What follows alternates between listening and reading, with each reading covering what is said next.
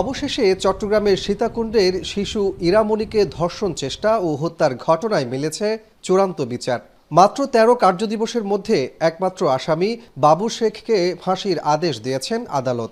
চট্টগ্রাম নারী ও শিশু নির্যাতন দমন ট্রাইব্যুনাল ৪-এর বিচারক জান্নাতুল ফেরদৌস আলেয়া এ রায় ঘোষণা করেন। এ রায়ে সন্তোষ প্রকাশ করেন বাদীপক্ষ। তবে মেডিকেল ফরেনসিক রিপোর্ট সময়মতো পাওয়া গেলে এ আসামিকে আরও আগেই কাঠগড়ায় দাঁড় করানো যেত দাবি বাদীর আইনজীবীর। প্যানেল করে ৩০২ ধারায় মৃত্যুদণ্ড দিয়েছেন, ১ বছর সাজা দিয়েছেন, ১ লক্ষ টাকা জরিমানা করেছেন, অনাদায়ে ১ বছর সাজা দিয়েছেন এবং নারী শিশু ৭ ধারায় যাবজ্জীবন দিয়েছেন, ১ লক্ষ টাকা জরিমানা করেছেন, অনাদায়ে আরও 1 বছর সাজা দিয়েছেন সশ্রম সাজা। এই বাচ্চাটাকে ন্যায় বিচার পাওয়ার জন্য আমরা যতটুকু দরকার ছিল আমরা সর্বোচ্চটা আদালতকে এবং রাষ্ট্রপক্ষকে আমরা অ্যাসিস্ট করেছি। আদালতের এ রায়ের বিরুদ্ধে উচ্চ আদালতে আপিল করার কথা জানান আসামি পক্ষের আইনজীবী।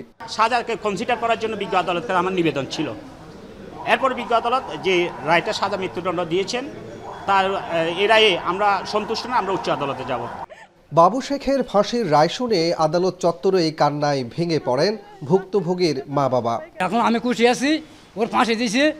এখন আমি চাই ওর যত তাড়াতাড়ি ওর ফাঁসিটা কার্যকর হয়। যতক্ষণ পর্যন্ত আমি দেখতে না পারি বা হাসিটা ঝুলছে ততক্ষণ পর্যন্ত আমি শান্তি পাইতেছি না।